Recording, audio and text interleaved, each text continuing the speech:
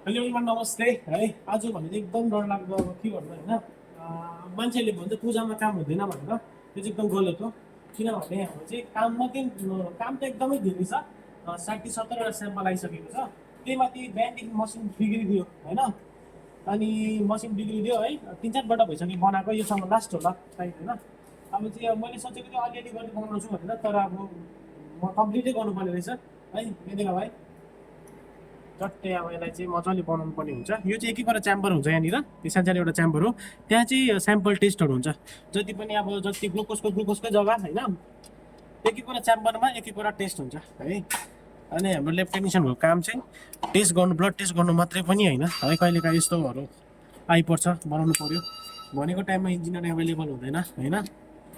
त्यो कारणले गर्दाखेरि फेरि हाम्रो ल्याबको अनर पनि आजदेखि छुट्टी जानुभएको छ 5 दिनसम्मको लागि। यो 5 तारिकसम्मको लागि। त्यो कारणले गर्दाखेरि जे छ जस्तो छ, अब हाम्रो टिमले गर्नुपर्ने हुन्छ है।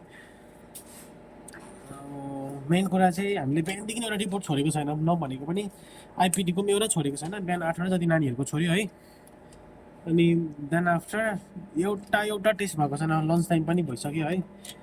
अब सबैले भन्छ पूजामा काम हुँदैन भनेर, तर अब पूजामै काम भएको त हुनु त हस्पिटल जस्तो कुरा है। बिमार हुँदैन भनेर हुँदैन, भइहाल्छ। अनएक्सपेक्टेड स्याम्पलहरू आउँदैछ। अब यसलाई फेरि रिपिट 0देखि स्टार्ट गर्नुपर्ने हुन्छ नि त हाम्रो चाहिँ।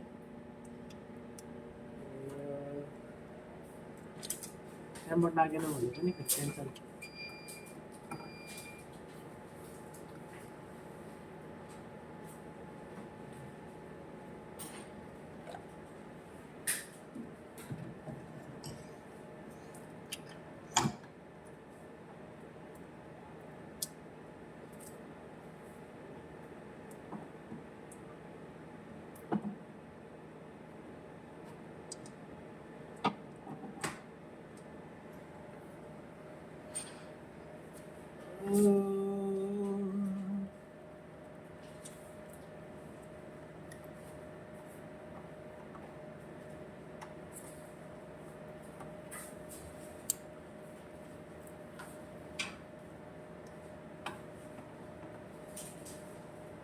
यो जति पनि स्याम्पल दिएको छ यहाँतिर भाइ, यो जति पनि स्याम्पलहरू छ सबै चलिसकेको।